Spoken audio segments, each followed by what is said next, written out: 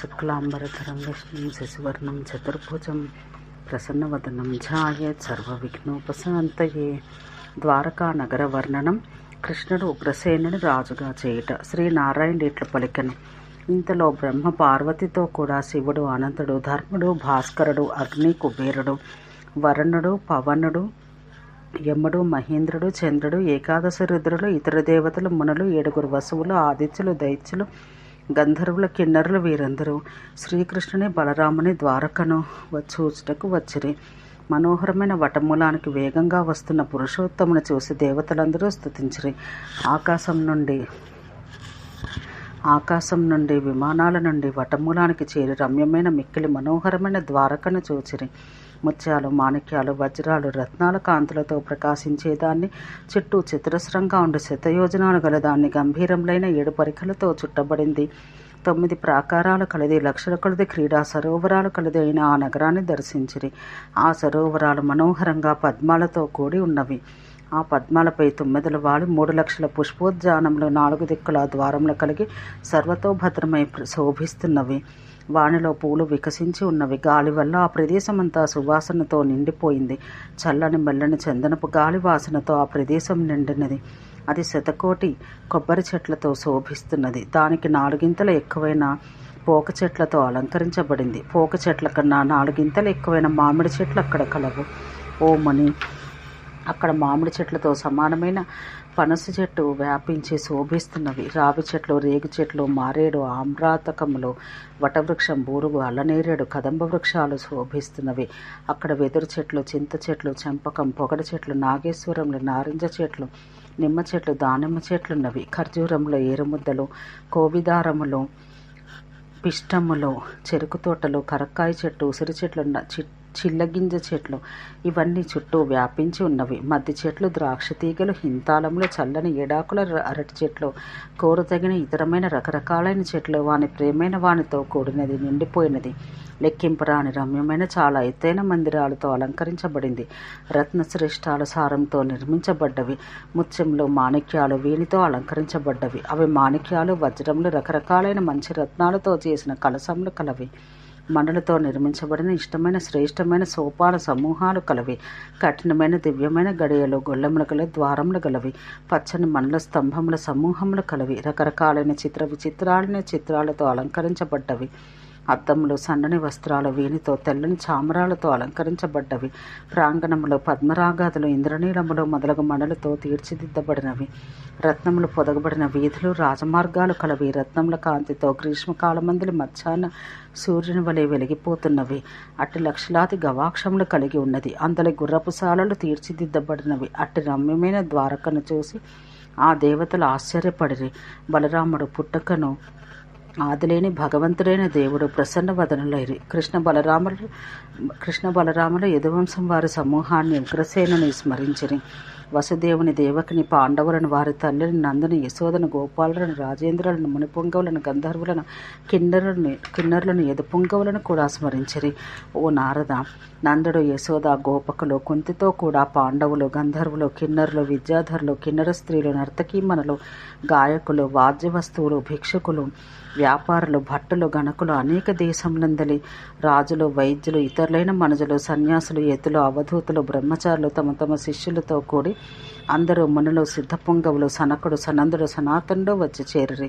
జ్ఞానులకు, గురువులకు గురువైన భగవత్ స్వరూపుడైన సనత్కుమారుడు 3 కోట్ల శిష్యులతో కూడి 5 సంవత్సరాల వయసు కలిగి దిగంబరుడై వచ్చెను. భగవంతుడైన అజుడు 3 లక్షల శిష్యులతో కూడి, దూర్వాసుడు 1,00,000 మంది శిష్యులతో కశ్యపుడు, 3 లక్షల శిష్యులతో వాల్మీకి, 1,00,000 శిష్యులతో గౌతముడు, 1 కోటి శిష్యులతో బృహస్పతి, 3 కోట్ల శిష్యులతో శుక్రుడు, 1 కోటి శిష్యులతో ప్రచేతనుడు, 3 లక్షల శిష్యులతో పులస్సుడు, 1 కోటి శిష్యులతో అగస్త్యుడు, 1,00,000 మంది శిష్యులతో పులహుడు, 1,00,000 శిష్యులతో క్రతువుకు వచ్చిరి. అత్రి 3 కోట్ల శిష్యులతో, భృగువ 5 కోట్ల శిష్యులతో, మరీచి 3 కోట్ల శిష్యులతో, శతానందును 1000 మంది శిష్యులతో, విభాండకుని కొడుకు ఋష్యశృంగుడు 3 కోట్ల శిష్యులతో, కులపురోహితుడు గర్గుడు 1,00,000 మంది శిష్యులతో, యాజ్ఞవల్క్యుడు 1000 మంది శిష్యులతో, వ్యాసుడు 3 కోట్ల శిష్యులతో, గాలవుడు 1000 మంది శిష్యులతో, సౌరభి కూడా 1000 మంది శిష్యులతో, లోమసుడు 3 కోట్ల శిష్యులతో, మార్కండేయుడు 3 కోట్ల శిష్యులతో, దేవతల మంచి శిష్యులు 3 కోట్ల మందితో వచ్చిరి.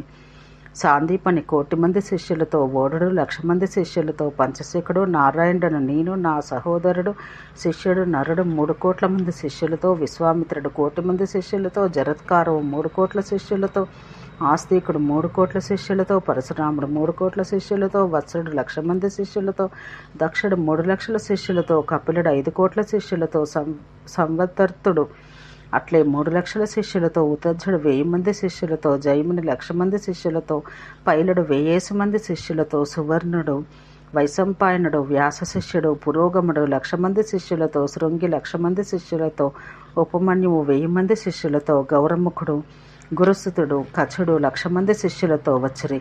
అశ్వత్థామ, ద్రోణుడు శిష్యులతో, కృపాచార్యుడు, భీష్ముడు, కర్ణుడు, శకుని, రాజు దుర్యోధనుడు, రాజు తమ్ములు అందరూ, ఇతర రాజులందరూ జగద్గురువును చూచుటకు వచ్చిరి. భగవంతుడు, శివుడు, బ్రహ్మ మొదలైన వారు, దేవతలు, మునులు, ఇతరులు వచ్చిన వారు శుభకర్మ ఏర్పడినప్పుడు పోవచ్చున్నారు. నీవు ద్వారకాపురికి యాదవులతో కూడి పొమ్ము.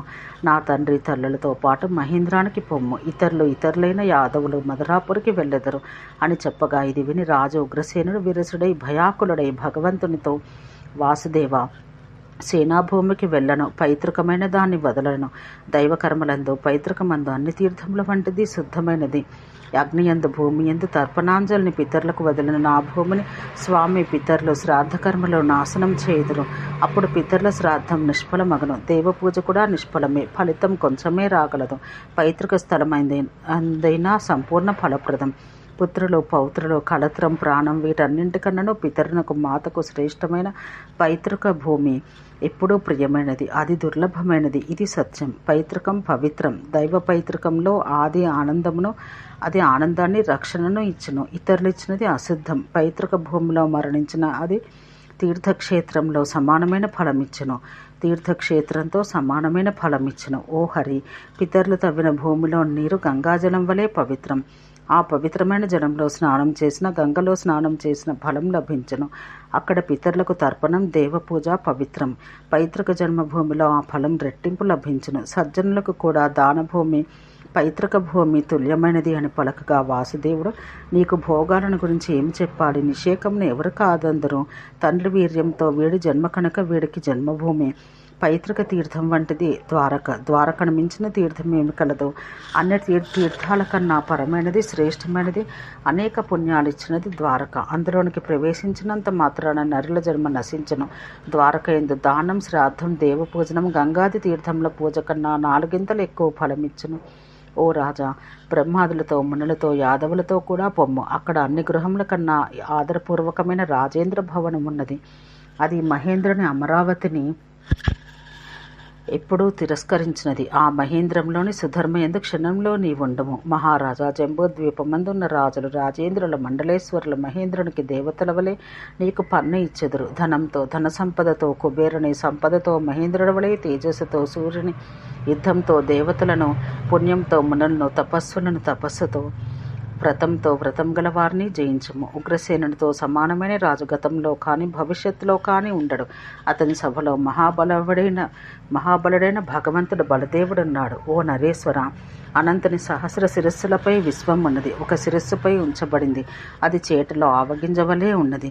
అనంతుని సమానమైన దేవుడు బలరాముని కన్నా బలవత్తరమైన వాడు లేడు. అతని గుణాలకు అంతం లేదు. అందుకే బుధులు అతడిని అనంతుడనిరి.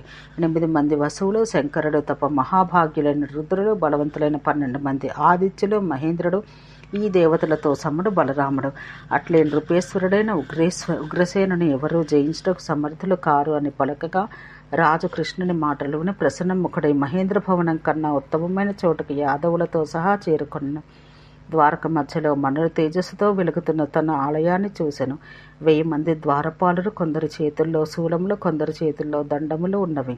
నియమించబడిన వారితో రక్షించబడుతున్న దాని ద్వారమును మానవేశ్వరుడు చూసెను. 6 ద్వారాల కావల లోపల అభ్యంతరంలో శిబిరం ఉన్నది. 100 మందిరాలు రత్నాలతో అలంకరించబడినవి కలవు. గజమందిరాల్లో మత్త గజేంద్రముల సమూహంను చూసెను. గజముల గుంపు చతుర్యుగ కాలమంత గజములకు 6 ఎక్కువ. మహాబలం కల తురగములున్నవి. అవి సూర్యుని అశ్వాలను వెక్కిరిస్తున్నవి.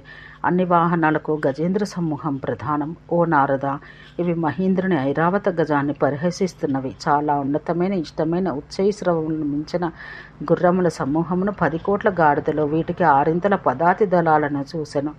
రత్నాల్లో శ్రేష్టమైన వానితో నిర్మితమైన 5 లక్షల రథాలు చూసెను. 5 లక్షల సారథులు, వానికి గుర్రముల 6 వాటికి సమానమైన అశ్వశాలలు కలవు.